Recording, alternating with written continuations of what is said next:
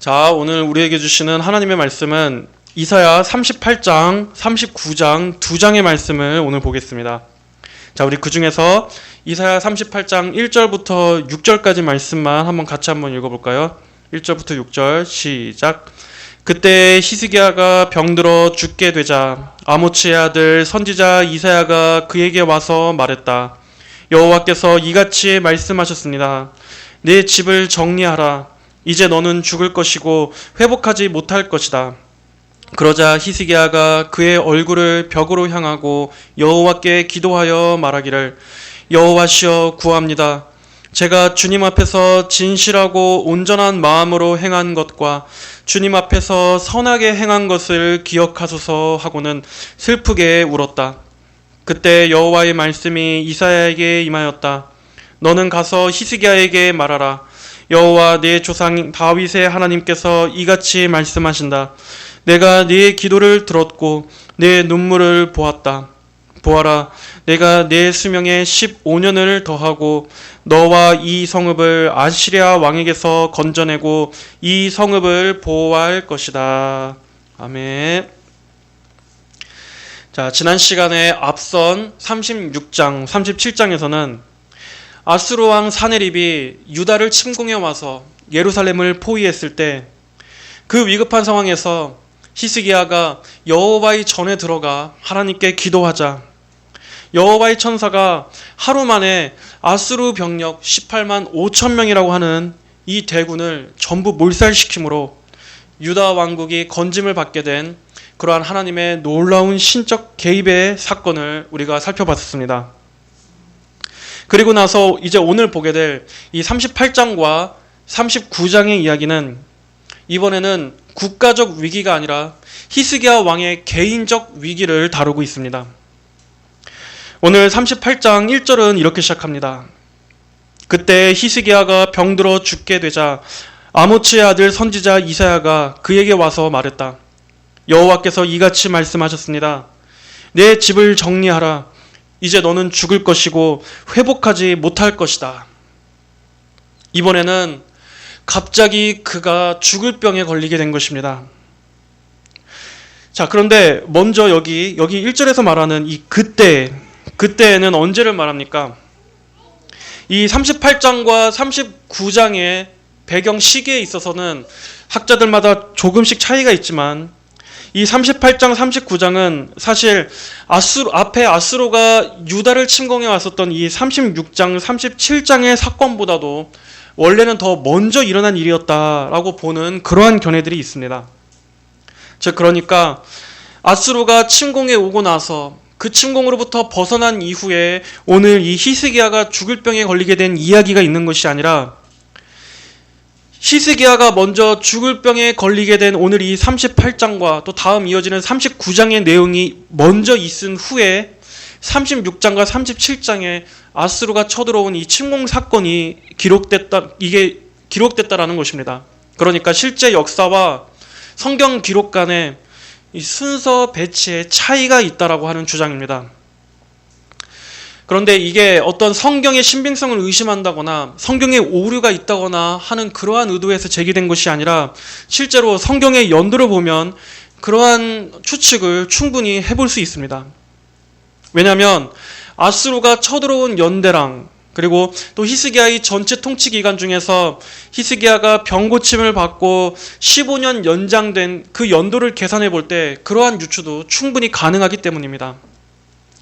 자, 하지만 우리가 여기서 생각해야 할 것은 성경을 기록하신 성령님께서는 이러한 내용의 배치 하나하나에 있어서도 하나님께서 의도하신 목적에 의해서 배치하신 것이기 때문에 우리는 히스기야의 생애를 조명하는 이러한 내용을 오늘의 이 순서대로 배치한 것에는 하나님의 의도가 있는 것이다 하고 이렇게 받아들이면 될 것입니다.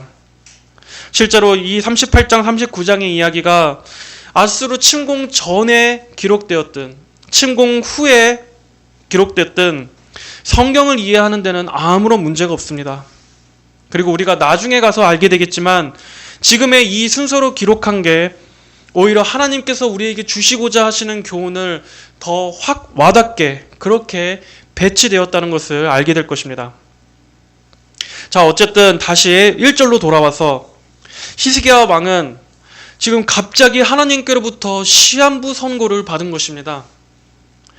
여러분 한번 생각해 보십시오. 하나님께서 갑자기 이사야 선지자를 통해서 이렇게 말씀하십니다. 네 집을 정리하라.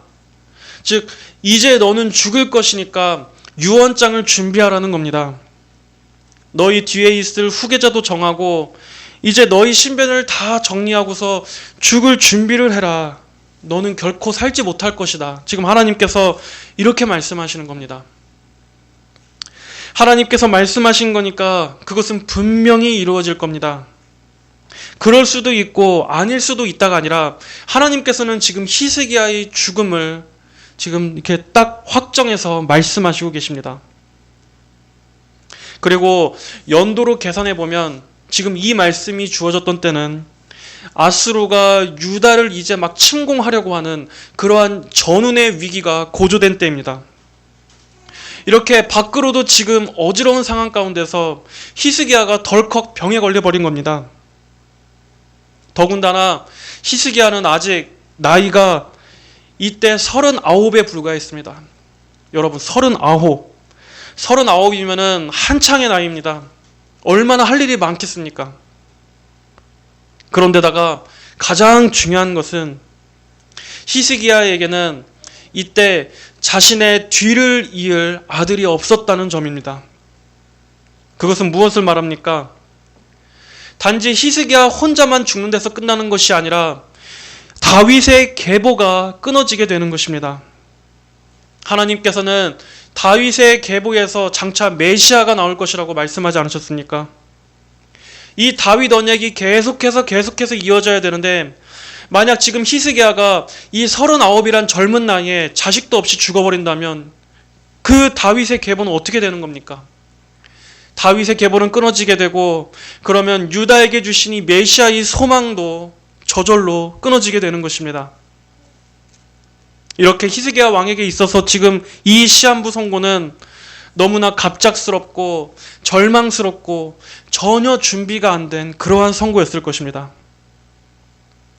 학자들은 추측하기를 히스기야가 걸린 지금 이 병은 아마 급성 피부염이 아니었을까 하고 추측하고 있습니다. 왜냐하면 이 뒤에 21절에 보면 이사야 선지자가 히스기야 왕에게 무화과 한 뭉치를 가져다가 상처에 붙이라고 이렇게 말하는데 여기에서 이 상처라는 단어가 종양이라는 의미를 담고 있기 때문입니다. 특히 악성 피부 종양, 피부를 썩어 들어가게 하는 그러한 종양입니다. 그렇다면 아마 급성 피부염이었을 것이다.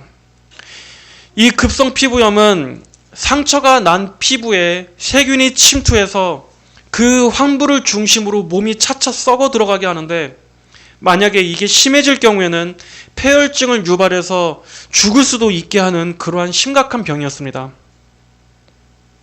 그렇게 덜컥 병이 걸려버린 상태에서 하나님의 죽음의 선고마저 듣게 된 히스기야는 어떻게 합니까? 2절에 그러자 히스기야가 그의 얼굴을 벽으로 향하고 여호와께 기도하여 그는 하나님께 기도합니다. 우리가 히스기야에게 배워야 할 점이 바로 이것입니다. 사실 히스기야에게 닥친 이러한 일들은 절대 쉬운 일이 아닙니다. 평범한 일이 아닙니다. 한 나라의 왕으로서 그 왕의 자리에 있으면서 후계자도 없는 상태입니다. 그런데 지금은 적군이 쳐들어오려고 하고 있습니다. 나라가 망하기 직전입니다. 그리고 개인적으로도 한창 젊은 나이에 이렇게 갑작스럽게 죽음을 선고받는 이런 일이란 결코 평범한 일이 아닙니다. 감당하기 쉬운 일이 아닙니다. 오히려 지금 우리라고 쳐도 누구라도 이런 상황에 닥치게 되면 어떻게 하겠습니까? 아무것도 손에 잡히지 않고 삶의 의욕을 다 잃어버린 만큼 이런 일들은 우리 인생에 있어서 큰 위기, 정말 큰 절망, 우리 인생에 정말 손꼽히는 몇 안 되는 그러한 아주 위급한 상황입니다. 만약 우리가 이런 상황이었다면 아마 우리는 바로 하나님을 원망했을 겁니다. 아마 이렇게 말하지 않았을까요? 아니 하나님, 제가 평생도록 이 땅에 여호와 신앙을 심기 위해서 이렇게 많이 수고하고 애썼는데 하나님 도대체 이게 뭡니까? 어떻게 제게 이렇게 가혹하실 수 있습니까? 아마 우리였다면 하나님을 원망하거나 믿음을 저버리거나 우리 자신의 처지를 비관했을지도 모릅니다. 그런데 히스기야는 이러한 상황에서 긴 말을 하지 않습니다. 그는 곧바로 하나님께 갑니다. 히스기야에게는 항상 하나님 안에서 문제를 해결해야 한다는 이 마음이 있었습니다. 이 문제를 하나님 안에서 풀어야겠다. 이 문제를 풀어주실 분은 하나님밖에 없다 하는 그 마음이 히스기야 안에는 있었던 것입니다. 다른 데서 우왕좌왕하지 않고 곧바로 하나님께 나아가 기도하는 것. 우리가 지난 36장, 37장에서도 봤듯이 히스기야의 바로 이러한 점은 우리도 배워야 하는 것입니다. 하나님께로부터 이 일이 왔으니까 하나님께로부터 해결을 받자 하는 바로 이러한 자세. 우리 역시도 모든 문제에 있어서 그래야만 합니다. 히스기야는 그의 얼굴을 벽으로 향하여 기도했다라고 합니다. 자, 벽을 향한다. 이것은 오직 하나님께만 집중하겠다는 것입니다. 자신의 지금 이런 혼란스러운 마음, 지금 이런 상황, 이러한 잡다한 생각들로 인해서 마음이 산란하고 걱정될 때 모든 것을 끊고서 하나님께만 집중한다. 바로 이것이 기도의 정신입니다. 여러분, 우리가 기도할 때마다 얼마나 수많은 생각들이 우리를 방해합니까? 하나님께 집중하지 못하도록 많은 근심과 염려와 잡다한 생각들, 그러한 산만한 생각들이 우리를 하나님께 집중하지 못하도록 방해합니다. 가뜩이나 이런 문제라면, 특히나 이런 문제라면 더 우리 마음이 막 불안하고 두근두근거리겠죠. 오만 생각이 다 들 겁니다. 그러나 그럴 때일수록 우리는 더욱더 하나님께 온 마음을 집중해서 하나님만 바라보려고 해야 합니다. 특히나 이러한 심각한 문제일수록 우리는 더욱더 하나님만 전심으로 붙들어야 합니다. 히스기야는 간절히 기도했습니다. 3절에 말하기를 여호와시여 구합니다. 제가 주님 앞에서 진실하고 온전한 마음으로 행한 것과 주님 앞에서 선하게 행한 것을 기억하소서 하고는 슬프게 울었다. 히스기야는 지금 자신에 대한 하나님의 선고가 부당하다거나 또 하나님 앞에서 자신의 공로를 지금 자랑하고 있는 게 아닙니다. 다만 그는 자신의 일평생을 하나님을 위해 살아왔다는 것과 또 하나님만 자신이 섬겨왔다는 것을 하나님께 말씀드리면서 하나님의 긍휼하심에 기대고 있는 것입니다. 하나님의 뜻은 분명하시지만 만약 지금 상황에서 제가 죽게 된다면 하나님의 왕국인 이 유다에게도 큰 위기가 찾아올 겁니다. 겨우겨우 세웠던 백성들의 그 신앙도 제가 만약에 지금 죽어버린다면 그들은 다시 우상숭배로 돌아가게 될지도 모릅니다. 하나님을 평생토록 위했던 제 이 순전한 마음을 주님 기억해 주옵소서 하고 지금 간구하고 있는 것입니다. 히스기야는 자신이 주님 앞에서 살아왔다는 것을 특별히 강조하고 있습니다. 이 주님 앞에서, 이 말은 하나님 당신의 얼굴 앞에서라는 말입니다. 그만큼 히스기야는 항상 하나님을 의식하고 그 일생 전체를 하나님과의 친밀한 관계 속에서 살아왔다는 겁니다. 여러분, 이렇게 하나님 앞에서 선한 양심과 깨끗하고 순결한 신앙으로 늘 하나님과 친밀한 관계를 가져온 그러한 신앙은 하나님 앞에서도 담대하게 기도할 수 있게 해줍니다. 하지만 만약에 평생 동안 하나님 없이 살아오고 평생 동안 하나님께 불순종만 해왔다면 어떻게 이런 위기의 때에 하나님께 하나님의 긍휼을 구할 수 있겠습니까? 어떻게 이렇게 담대하게 구할 수 있겠습니까? 아마 그 양심에 분명 스스로도 그렇게 기도하는데 거리낌이 있을 것입니다. 우리는 비록 많은 죄와 연약함이 있습니다. 그럼에도 우리 역시 이렇게 생명의 마지막 때 평생토록 주님을 위해 살고 주님과 함께 깊이 교제해온 그러한 믿음의 산 증거들은 하나님의 자비와 긍휼을 구하는 데 있어서 우리로 담대하게 구할 수 있게 해줄 것입니다. 물론 그럼에도 오직 예수 그리스도의 십자가 공로 외에는 우리가 하나님 앞에 나아갈 것이 아무것도 없지만 말입니다. 이제 4절 보겠습니다. 하나님의 응답은 바로 임합니다. 그때 여호와의 말씀이 이사야에게 임하였다. 너는 가서 히스기야에게 말하라. 여호와 내 조상 다윗의 하나님께서 이같이 말씀하신다. 내가 내 기도를 듣고 네 눈물을 보았다. 보아라, 내가 내 수명에 15년을 더하고 너와 이 성읍을 아시리아 왕에게서 건져내고 이 성읍을 보호할 것이다. 같은 내용을 기록하고 있는 열왕기하 20장 4절에서는 이사야가 성의 중간을 지나가기도 전에 여호와의 말씀이 그에게 임하였다라고 기록하고 있습니다. 즉 이사야 선지자가 와서 히스기야에 대한 하나님의 이 죽음을 전하고 나서 히스기야는 바로 기도했고 이사야 선지자가 미처 왕궁을 다 벗어나기도 전에 하나님의 응답이 임했다는 겁니다. 그만큼 하나님의 응답은 즉각적이었고 신속했습니다.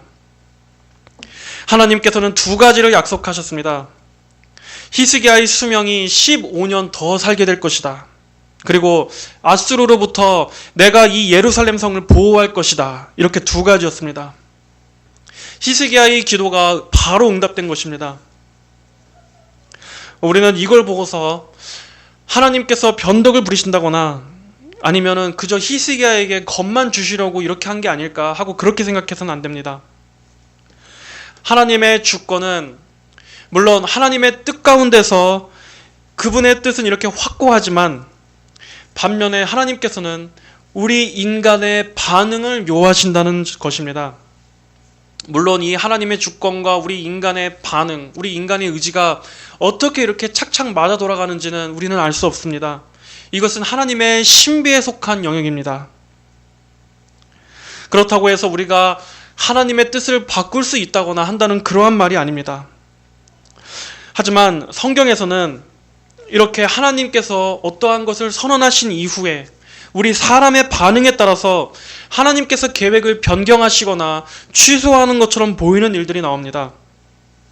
예를 들어 하나님께서 요나 선지자를 통해 니느웨의 심판을 선고하라고 말씀하셨을 때에도 분명 하나님께서는 니느웨에 대한 심판을 계획하시고 계셨지만 니느웨 사람들이 왕부터 시작해서 모든 백성들 그리고 심지어 짐승들까지 금식시키면서 자신들의 죄악을 회개하자 하나님께서는 니느웨에 대한 심판을 취소하셨습니다. 즉 이렇게 인간이 회개로 반응하는 것조차도 하나님의 큰 관점에서 보자면 그건 역시도 하나님께서 의도하신 계획이라는 것입니다. 하나님께서는 모든 것을 주권적으로 다스리시면서도 우리를 기계처럼 다루시는 것이 아니라 인간에게 어떠한 선택을 하게 하시고 반응하게 하십니다. 그러면서도 하나님의 뜻을 이루어 가십니다. 물론 우리는 이것을 우리의 이성으로 명확하게 설명하거나 또 논리적으로 이것을 딱딱 정리할 수는 없습니다.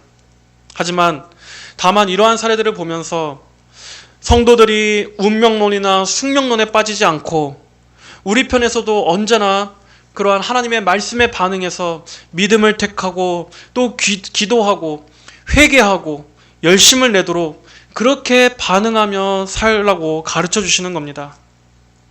이런 성경의 사례들을 통해서 하나님께서는 이러한 분이시구나. 하나님께서는 우리에게 이러이러한 믿음의 반응들을 요구하시는구나. 항상 하나님의 뜻을 추구하고 우리는 기도해야 하는 거구나 하는 것을 배우게 하시려는 의도로 봐야 합니다. 또 내가 네 기도를 들었고 내 눈물을 보았다라고 하나님은 말씀하십니다. 하나님께서는 살아계신 분이시기 때문에 우리의 모든 기도를 들으시고 우리의 눈물을 다 보고 계십니다.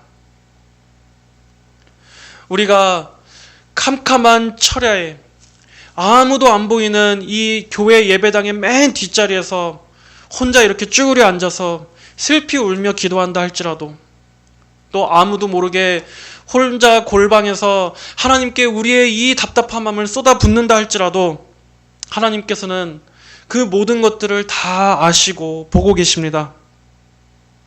하나님은 사람보다도 우리의 마음을 더 잘 아시고 우리의 이 깊은 속마음을 누구보다도 가장 잘 아시는 분이십니다. 그러니까 성도 여러분들은 내가 이렇게 혼자 기도한다고 해서 이런 게 다 무슨 의미가 있나, 이런 생각에 빠지지 마시고, 나의 모든 것들을 아시고 나의 심정을 살피시는 이 모든 하나님께서는 지금의 이 기도를 들으신다 하고 하나님 앞에 항상 기도하시기 바랍니다.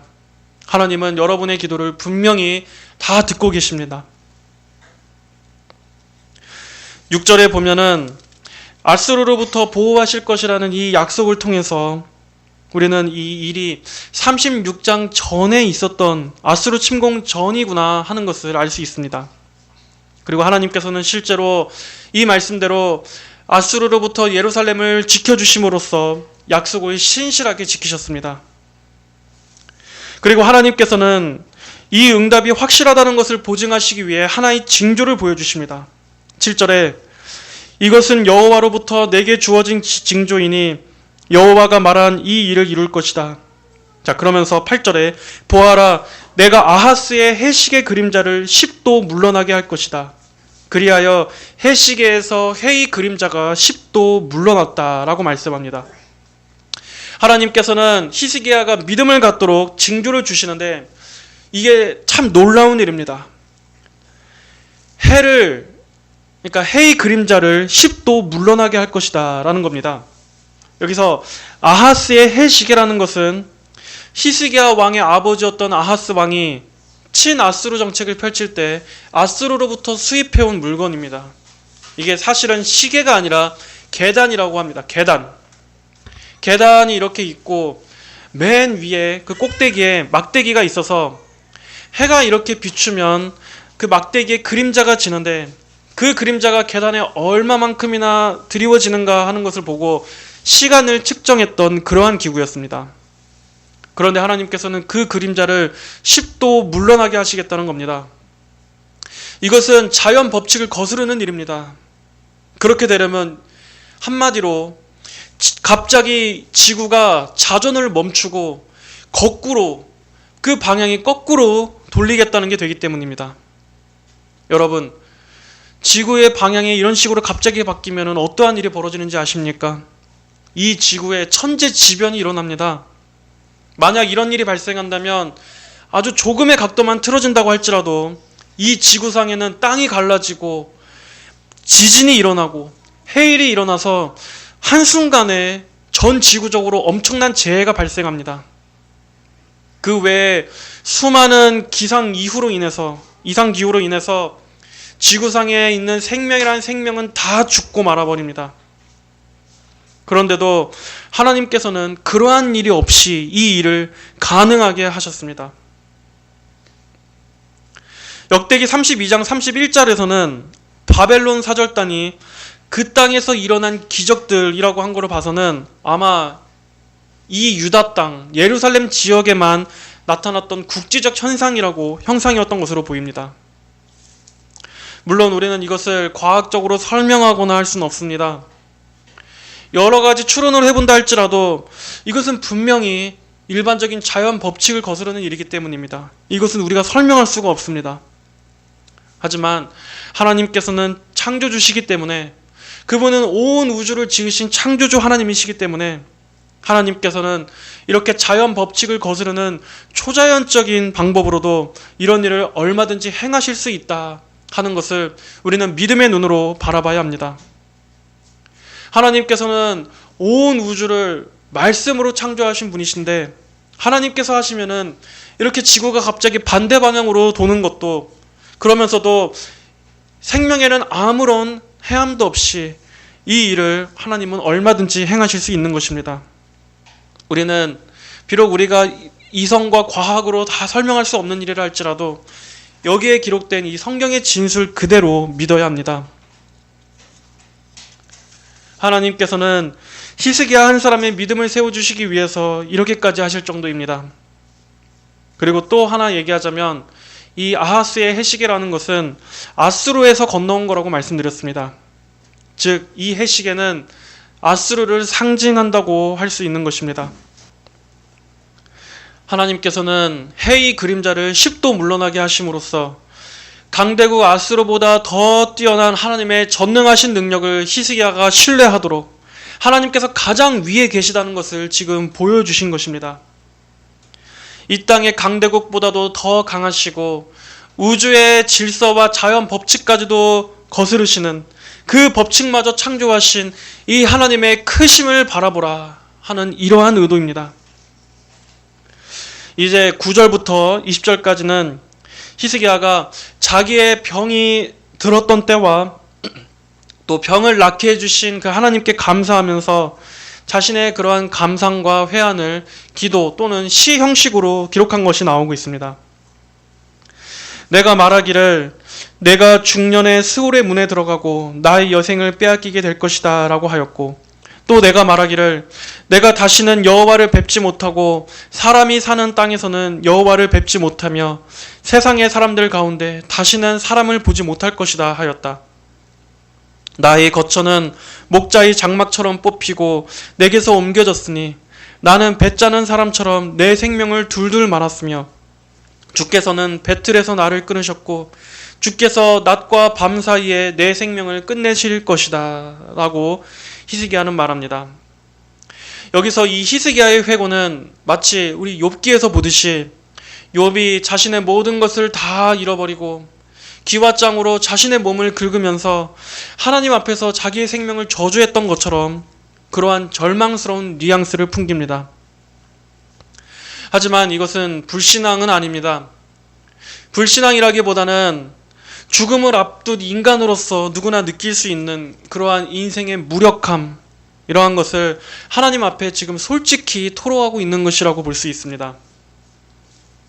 가뜩이나 히스기야는 지금 이때의 나이가 39이라고 했습니다. 이 젊은 나이에 갑작스럽게 죽음을 맞이하게 된다면 얼마나 많은 생각이 들었겠습니까? 우리 사람은 자기의 죽음에 대해서 생각해 볼 필요가 있습니다.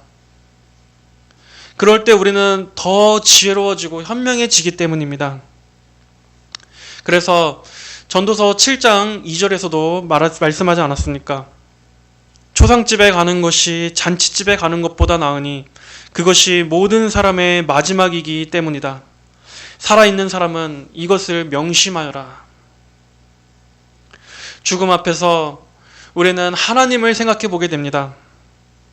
또 자기 인생을 돌아보면서 나는 과연 무엇을 위해서 내 인생을 살아왔는가 하는 것도 돌이켜보게 됩니다. 그리고 하나님을 위해서 더 힘써 살지 못했던 내 자신을 후회하기도 하고, 또 남은 시간 동안만이라도 하나님 앞에 서기 위해서 이제 세상의 모든 것들을 내려놓고 하나님 앞에 설 믿음의 준비를 하게 되는 것입니다. 이렇게 죽음에 대한 묵상은 사람을 겸손하게 하고 하나님의 자비에 더 호소하게 만들어줍니다. 물론 죽음은 성도에게 있어서도 무섭고 두려운 것입니다. 우리도 죽음 그 자체는 무섭습니다. 하지만 우리 성도들에게는 이 마지막 최후의 임종시에 마귀가 우리 성도들의 믿음을 흔드는 그 마지막 최종적인 공격, 그 믿음의 싸움 가운데서도 하나님의 긍휼과 자비를 소망할 수 있다는 것을 기억하십시오. 그 싸움을 나 홀로 맞서는 것이 아니라 그 사망의 음침한 골짜기에서도 우리의 목자가 되시는 예수님께서 나와 함께 해주신다. 내 손을 잡고 그 공포의 시간, 그 두려움의 시간을 믿음으로 통과할 수 있게 우리 주님께서 붙들어 주신다 하는 이것을 꽉 붙들어야 합니다. 13절 이하에 내가 아침까지 잠잠하였으나 주께서 사자같이 내 모든 뼈들을 부수시며 조만간에 내 목숨을 끝내실 것이다. 나는 제비같이 핫같이 쥐적이고 비둘기처럼 슬피 울며 내 눈이 위를 쳐다보기에 지쳤다. 여호와시여, 내가 압제를 당하니 내 안전을 보증하여 주소서. 히스기야는 하나님의 죽음에 대한 선고 앞에서 자신은 아무것도 할 수 없는 존재라는 것을 인식합니다. 물론 그것이 하나님의 뜻이라면 선한 것이기에 받아들이는 마음이 있는 한편 또 자신의 연약함에 대해서도 솔직하게 고백하고 있습니다. 그러면서 하나님께 내 안전을 보증해달라라고 이렇게 구하고 있는 것은 자신의 행위나 공로는 하나님 앞에 아무것도 의로울 것이 없음을 알기에 오직 하나님의 은혜로만 나를 받아주시기를 지금 겸손히 구하고 있는 것입니다. 이렇게 우리는 항상 모든 것이 하나님의 은혜, 하나님 은혜에만 기댈 뿐입니다. 사나 죽으나 우리가 기댈 수 있는 것은 오직 하나님 은혜뿐이지 내 자신으로서 하나님 앞에 나아간다던가 내 자신으로서 하나님 앞에 내세울 게 있다던가 하는 것은 우리에게는 전혀 없는 것입니다. 그저 내가 오늘 하루 이렇게 숨쉬고 오늘 하루도 이렇게 하나님 안에서 무사하게 보낼 수 있고 이렇게 살아있는 그 자체가 모든 게 다 은혜입니다. 그리고 우리가 죽을 때조차도 결국 우리에게는 이 하나님의 은혜 외에는 우리가 바랄 게 없는 겁니다. 주께서 나에게 말씀하셨고 주께서 그 일을 행하셨으니 내가 무슨 말을 하겠습니까? 내 영혼의 참담함 때문에 나는 평생토록 조심스럽게 행하겠습니다. 주님이시여 이러한 일들을 위하여 사람이 살아가며 내 영혼의 생명도 이 모든 일에 있으니 나의 건강을 회복시키시고 나를 살리소서. 보소서 내게 큰 고통을 주신 것은 내 평안을 위한 것입니다. 주께서 사랑으로 파멸의 구덩이에서 나를 건지셨고 주께서 주님의 등 뒤로 내 모든 죄들을 던지셨습니다. 히스기야는 지금 이 병을 통해서도 하나님의 섭리를 바라보고 있습니다. 하나님께서 이러한 고통을 주시려는 것은 결코 나에 대한 저주가 아니라 오히려 이것을 통해서 하나님을 경험하게 하시려고 나의 평안을 위해 주신 것이라는 그러한 믿음의 고백을 하고 있습니다. 시편 119편 71절의 말씀처럼 고난당한 것이 내게 유익이니 이로 인하여 내가 주님의 규례를 배우게 되었습니다 라고 고백했던 그것처럼 하나님께서 우리에게 고난이라는 것을 주시는 것은 결국 우리의 교육을 위한 것입니다. 항상 고난 뒤에는 하나님의 교육이 목적이 있는 것입니다.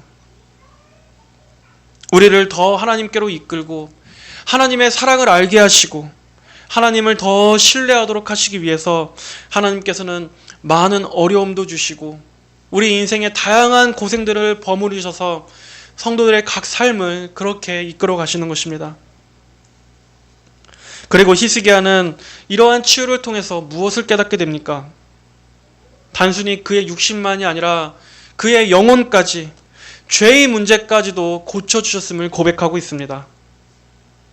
예수님께서 그 수많은 병자들을 고쳐주셨을 때 단지 그들의 육신만 고쳐주신 것이 아니라 그들의 가장 근원적인 문제인 이 영혼의 문제, 죄의 문제까지 고쳐주셨던 것처럼 진정한 치유는 이렇게 영혼의 치유까지 이어지는 것입니다. 그걸 통해서 하나님을 알게 되고 죄사함을 받는 이것까지 하나님께서 우리 영혼들에게 진정으로 주시고자 하시는 구원인 것입니다. 우리의 죄를 씻겨주시고 우리의 영혼을 깨끗하게 고쳐주시는 것, 근본적으로 사람의 가장 병든 이 죄의 문제를 고쳐주시는 것이 성경에서 말씀하는 진정한 치유입니다. 18절에 스올이 주께 감사하지 못하고 죽음이 주님을 찬양하지 못하며 구덩이로 내려가는 자들은 주님의 신실하심을 바라지 못합니다. 살아있는 사람, 오직 살아있는 사람이 오직 나처럼 주님을 찬양할 수 있으며 아버지로서 자녀들에게 주님의 신실하심을 알게 할 수 있습니다 라고 히스기야는 지금 말합니다. 여기서는 히스기야 개인의 어떤 내세관을 지금 말하고 있는 게 아닙니다. 성도라고 할지라도 죽음 이후에는 아무것도 없다, 지금 그런 것을 말하는 게 아니라 그저 일반적으로 죽음 이후에는 하나님을 찬양할 수도 없고 하나님과 교제하는 것도 하지 못하지 않느냐라고 지금 말하고 있는 겁니다. 물론 실제로는 우리 성도들은 죽음 이후에 곧바로 주님의 품에 안겨서 이 땅에서보다 더 실제적인 영적 기쁨을 누리게 됩니다. 히스기야는 그저 지금 이렇게 말하는 겁니다. 마치 우리가 흔히 하는 말로 개똥밭에 굴러도 이승이 좋다. 지금 뭐 그런 말이 있는 것처럼 살아 있어야 내가 하나님께 예배도 드리고 찬양도 하고 하나님과 교제도 할 수 있지 않느냐. 그러니까 하나님 제게 은혜를 베풀어 주십시오. 지금 히스기야의 말은 그 말입니다. 자, 그렇게 이제 20절부터 22절까지의 내용을 마지막으로 해서 결과적으로 히스기야는 하나님의 은혜에 의해서 고침을 받고 15년을 더 살게 됩니다. 그리고 히스기야는 자신의 뒤를 이을 아들도 낳게 됩니다. 그 아들의 이름이 누구냐? 바로 그 악명 높은 므낫세입니다. 아이러니하게도 히스기야가 그토록 기다렸던 자신의 아들 이 므낫세는 유다의 역사 내에서도 악한 왕 중에 아주 손꼽히는 왕이 되고 맙니다. 아버지였던 히스기야와는 다르게 이 아들 므낫세는 나라 곳곳에 바알과 아세라를 섬기는 우상의 신전들을 설치하고 우상 숭배의 제단을 유다 전역에 퍼뜨린 인물이었습니다. 그리고 그는 무려 55년이라는 이 유다 왕들 중에서도 가장 최장 기간을 동안 유다를 통치하면서 수많은 하나님의 선지자들을 죽이고 핍박했던 인물이었습니다. 전승에 따르면 이사야 선지자가 바로 이 히스기야의 아들 므낫세 왕에 의해서 톱으로 썰려 순교를 당했다고 하는 그러한 이야기가 전해져 내려옵니다. 참 그렇지 않습니까? 히스기야 왕의 아버지, 그러니까는 이 므낫세의 할아버지였던 아하스 왕 때부터 아버지였던 히스기야에 걸쳐서 자신이 어렸을 때부터 선지자였던 이 이사야 선지자를 그렇게 죽이게 됐다는 것. 어떻게 그 선지자를 죽일 수 있겠습니까? 그만큼 이 므낫세는 아주 악한 왕이었습니다. 물론 그의 말년에는 그가 회개하고 돌아와서 우상의 제단들을 다 철거했다라는 그러한 기록이 있지만 어쨌든 이 므낫세 왕은 아버지 히스기야 왕이랑과는 분명히 달랐습니다. 결과적으로만 보자면 어쨌든 히스기야의 생명은 연장받았고 또 그리고 아들도 낳게 되었지만 이 이후에 히스기야가 저질렀던 실수와 그리고 그 아들 므낫세 왕의 악행들을 생각해 볼 때 과연 이 15년 생명이 연장된 것이 히스기야에게 복된 것이었을까 하는 그러한 인간적인 생각이 들기도 합니다. 물론 하나님께서 하시는 모든 일이 당연히 다 선한 것이기 때문에 우리는 다른 어떤 가정을 제기할 수 없지만 어쨌든 이렇게 우리의 삶에서 일어나는 항상 이런 여러 가지 다양한 일들은 우리가 기대하던 이상적인 모습과는 때로는 다를 수 있다 하는 것을 또 생각해 보게 됩니다. 그렇게 그만큼 더욱더 우리는 하나님의 선하신 섭리 외에는 우리가 기대할 게 없구나 하는 것을 더욱더 절감하게 됩니다. 자, 오늘은 이어서 이 39장까지도 같이 한번 살펴보도록 하겠습니다. 왜냐하면 38장에서 고침받은 히스기야가 39장에서는 아주 어이없는 죄를 짓기 때문입니다. 이 38장과 39장의 내용이 이어지는 것이라 우리가 8절밖에 안 되니까 좀 빠르게 보도록 하겠습니다. 그 무렵에 발라단의 아들인 바빌로니아 왕 무로닥 발라단이 히스기야가 병들었다가 나았다는 것을 듣고 그에게 글과 예물을 보냈다라고 시작합니다. 바빌로니아 왕은 히스기야가 죽을 병에서 나았다는 소식을 듣고 그것을 축하하기 위해 유다에 방문했습니다. 하지만 그것은 명분상이고 실제 목적은 같이 반아수르 동맹을 맺기 위한 제안을 하기 위한 것이었습니다. 그리고 히스기야 왕도 그것을 좋게 여긴 것으로 보입니다. 하지만 인간적으로는 지혜로운 방법처럼 보인다 할지라도 이것은 하나님께서 보시기에 명백한 불신앙이었습니다. 하나님께서는 하나님의 능력으로 아수르로부터 유다를 지켜주시겠다고 약속하셨는데 히스기야는 그것을 온전히 신뢰하지 못하고 지금 이방 민족과 함께 손을 잡으려고 하고 있기 때문입니다. 더군다나 히스기야는 여기에서 결정적으로 어떤 실수를 하게 됩니까? 2절에 히스기야가 그들을 기쁘게 맞이하고 그들에게 자기의 보물창고와 은과 금과 향료와 값진 향유와 모든 무기고와 보물창고에 있는 모든 것들을 보여주었으니 히스기야가 그의 궁궐과 그 나라 안에 있는 모든 것 가운데 그들에게 보여주지 않은 것이 하나도 없었다. 여러분, 사실 이 바벨론의 사절이 찾아왔을 때 히스기야가 가장 먼저 했어야 할 행동은 무엇이었겠습니까? 그는 그들에게 하나님을 증거했어야 했습니다. 하나님께서 죽을 뻔한 나를 살려주셨다고, 정말 이렇게 죽을 뻔한 나를 전능하신 하나님께서 내게 은혜와 긍휼을 베풀어 주셨다고, 그렇게 바벨론 사절단에게 적극적으로 이 사실을 전했어야 맞는 겁니다. 역대하 32장 31절에서는 오늘의 이 일을 어떻게 기록하고 있습니까? 바빌로니아의 장관들이 히스기야에게 사절단을 보내어 그 땅에서 일어난 기적들에 대해 물을 때 하나님께서 그의 마음속에 무엇이 있는지 알아보시려고 히스기야를 내버려 두고 시험하셨다. 그의 마음속에 무엇이 있는지 알아보시려고 하나님께서 히스기야를 시험하셨다라고 말씀하고 있습니다.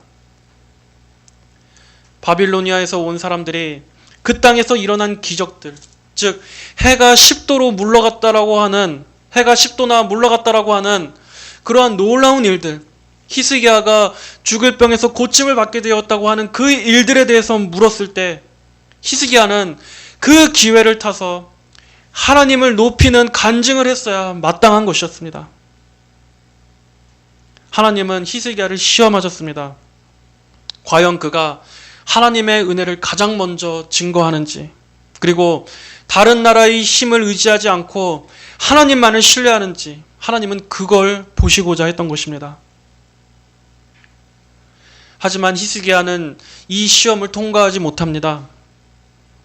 여기서 히스기야는 불과 얼마 전까지 자신에게 임했던 그 하나님의 은혜는 까맣게 잊어버리고 자신의 위세와 부와 영광을 자랑하고 만 것입니다.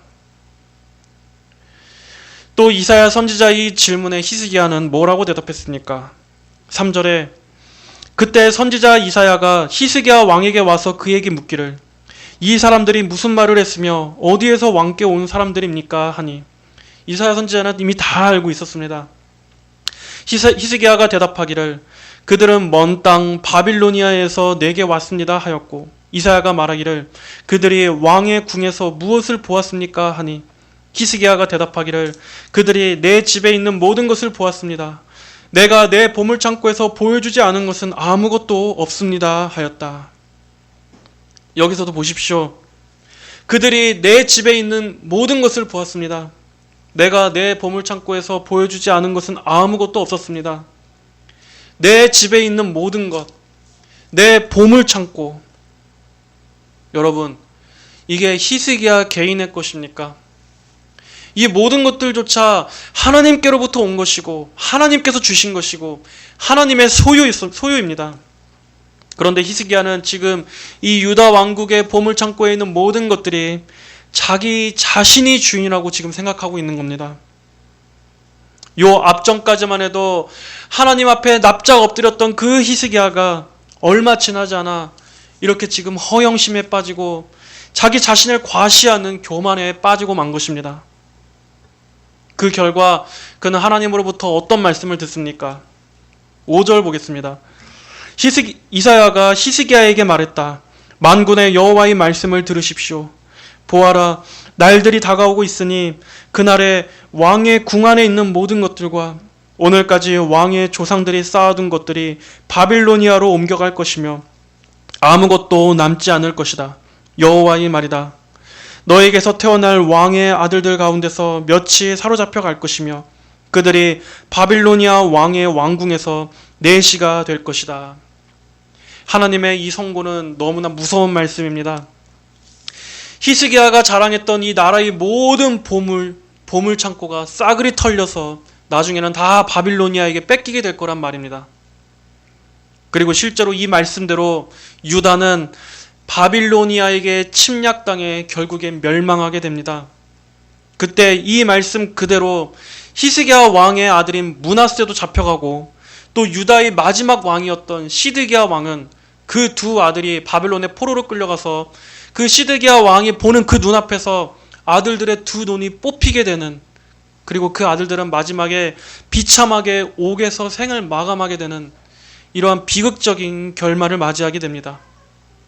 이렇게 지금 히스기야가 웃으면서 바벨로니아의 사절들을 맞이했던 이 일들이 정작 그 바빌로니아에 의해 장차 유다가 멸망하게 되는 일이 된 것입니다.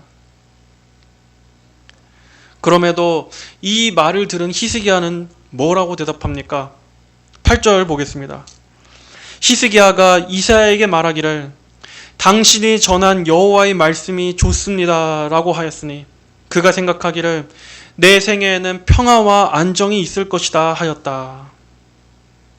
자, 여러분들은 이 말이 어떠한 의미로 이해되십니까? 어떤 주석가들은 이 말이 히스기야의 신앙에서 나온 것이다 라고 해석합니다. 즉 하나님께서 말씀하신 것이라면 다 선한 것이니 제가 모든 것을 감수하겠습니다 라고 지금 히스기야가 겸허히 받아들인 것이라고 그렇게 해석하는 겁니다.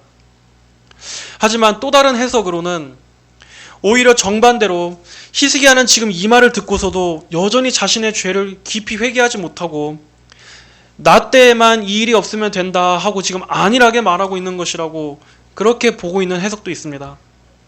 저 역시도 히스기야의 이 말은 후자 쪽에 더 가깝다고 생각합니다. 왜냐하면 여기에서 히스기야가 지금 보여주는 태도가 다릅니다.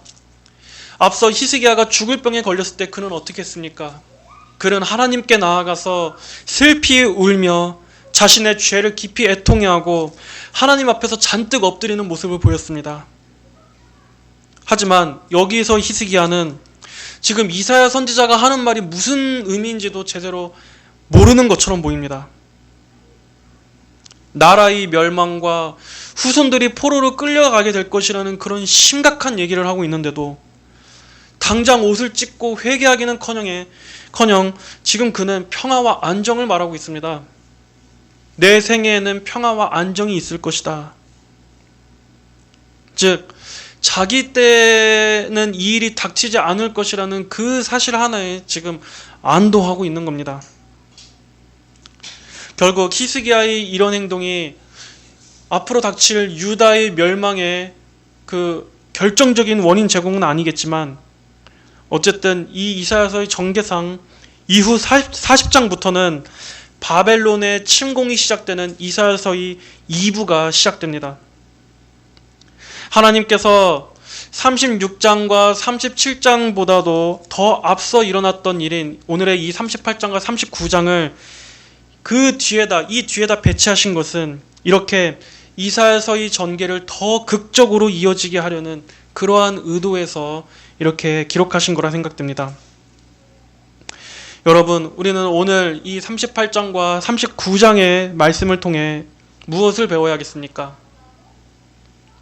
이 세상에 그 누구도 인간 왕은 결코 완벽한 사람이 없다는 것입니다.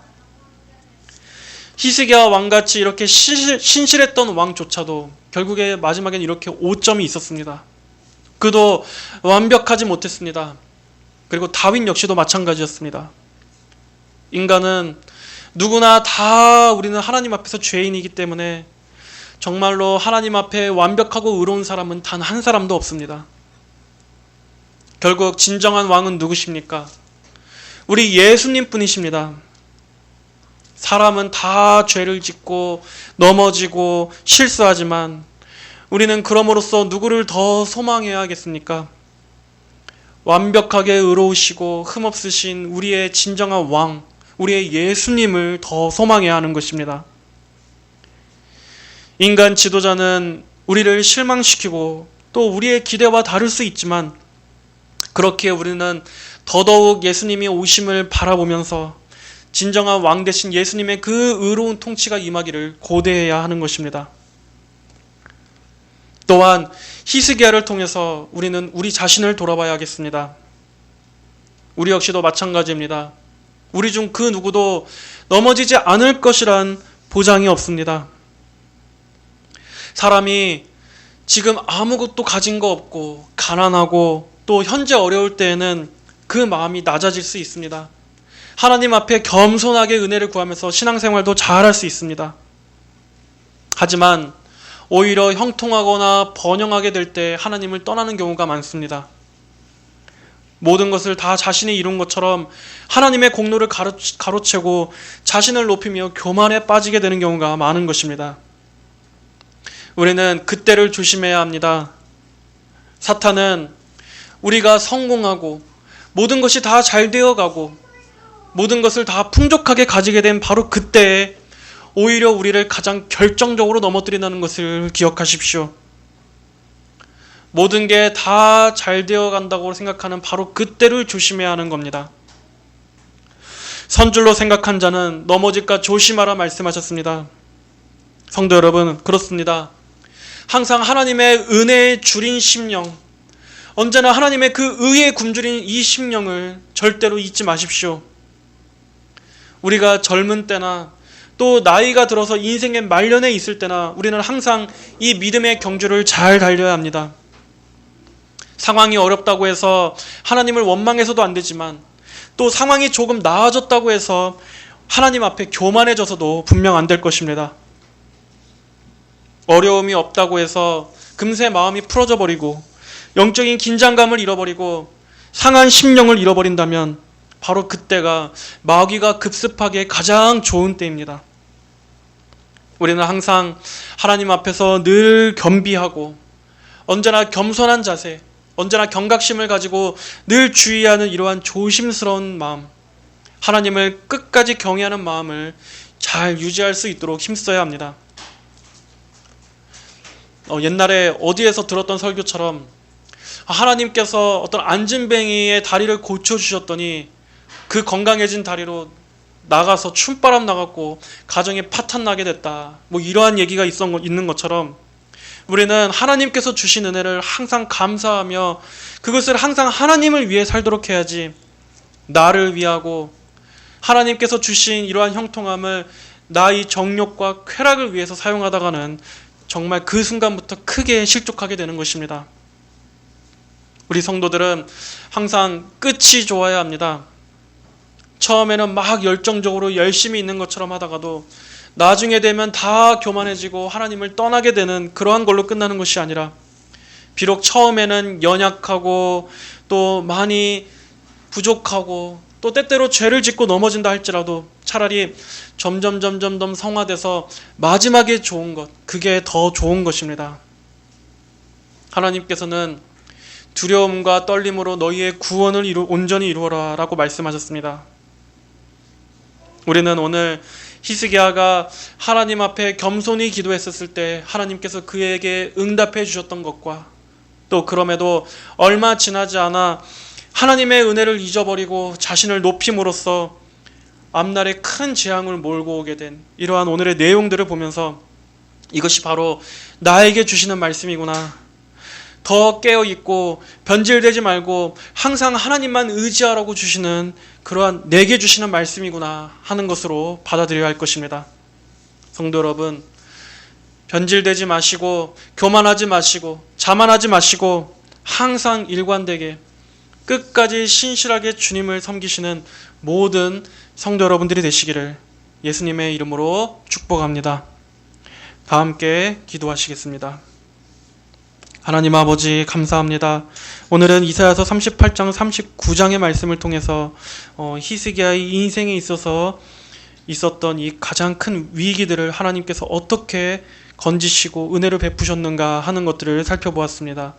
아버지, 그렇습니다. 천국으로 가기까지의 우리의 인생에는 이렇게 수많은 위기와 또 덫과 함정과 유혹들이 있습니다. 아버지, 그러한 때마다 우리가 정말 항상 하나님 앞에 전심으로 기도로 구하게 하여 주시고 하나님의 선하신 섭리와 그 뒤에 있을 그 유익과 평안을 바라보면서 항상 믿음의 선택을 할 수 있도록 은혜를 베풀어 주시옵소서. 어떠한 상황이 주어지든 모든 것이 하나님께로부터 온 것임을 우리가 받아들이고 겸손히 하나님 앞에 조아리되 우리가 결코 그걸 통해서 하나님을 원망하게 되거나 절망하게 되거나 낙심하지 않게 하여 주시고, 또 하나님께서 모든 것을 형통케 하실 때에도 결코 교만하지 않게 하셔서 항상 주님 앞에 이러한 겸손한 자세로 우리의 믿음의 경주를 끝까지 잘 달려갈 수 있도록 인도하여 주시옵소서. 감사드리며 예수님의 이름으로 기도하였습니다. 아멘.